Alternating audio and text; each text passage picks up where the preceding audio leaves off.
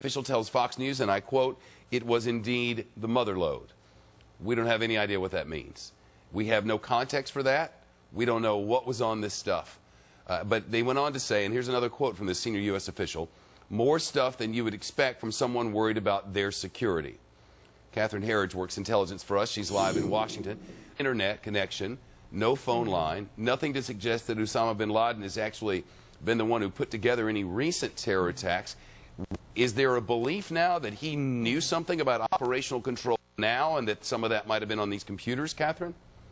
Well, what a U.S. official said to me today, earlier today, pardon me, is that we don't understand fully what's on those computer drives, but it seems clear that without the phone and without the internet, Osama bin Laden had to rely heavily on these storage devices, so thumb drives, CDs, DVDs, all of that kind of thing, in order to just catalog the information that he had, whether it was messages or whether it was letters he was sending out to people. The other thing that was pointing out to me that with a large number of family members at the compound, as Jennifer was just reporting, it showed that bin Laden felt very safe and comfortable in that location. We believe he lived there for several years, so that also explains, I think, that large amount of data and potentially what it may hold. Finally, on just locating the compound, what I was told, Shep, is that a key element of that was Khalid Sheikh Mohammed, and not that Khalid Sheikh Mohammed provided the name of the courier and explained his importance, but rather it was the fact that Khalid Sheikh Mohammed downplayed the importance of this individual, sort of dissed him to interrogators, and it was the strength of those denials that led people to believe that the courier was a very important person to Osama bin Laden, and that really set up the red flag, or sent up the red flag, pardon me, for the CIA, Shep. And I guess not surprisingly, there are competing narratives about how intelligence was gained. Peter King, a prominent Republican last night, came out and said, you know, they got it through waterboarding, and now people in the administration are saying, no, it wasn't through waterboarding. So do we have any clue, really? I think we have some clarity now, and of course, as you point out, this is Washington, D.C., so this issue is going to become very political. What I've been able to ascertain talking to people within the intelligence community, and that what we've also heard publicly from administration officials and their support, is that waterboarding did not provide that single piece of information that really got us on the road to that compound. Let's listen to Dianne Feinstein. Well, what I said was, to the best of our knowledge, based on a look, none of it came as a result of harsh interrogation practices.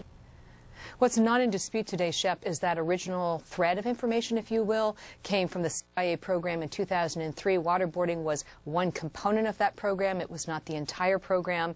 And what officials are emphasizing, just like a lot of things, it's a giant puzzle or a mosaic. You had to have multiple pieces put together over several years before you ultimately were led to that compound. But you make a good point. It's become very political, and whether waterboarding was sort of the key that unlocked everything. Is anybody talking about the fact that this is illegal, this operation was illegal, or is that a matter that's going to be left for another day? That's an excellent question. People are not discussing that, at least not with me. I feel like what we're really getting right now is that sort of first blush of the details of the operation and how it went down. The one thing that's caught my attention in my reporting so far, and it was made to me by a U.S. official, is that there appears to be a disturbing pattern that's emerging. When you look at these big pickups, and I'll say Osama bin Laden to start, you look at Khalid Sheikh Mohammed, you look at Ramzi bin al-Shibh, who was an alleged conspirator for 9/11, and you also look at a recent pickup, Umar Patek. He was found in the same area where bin Laden was killed.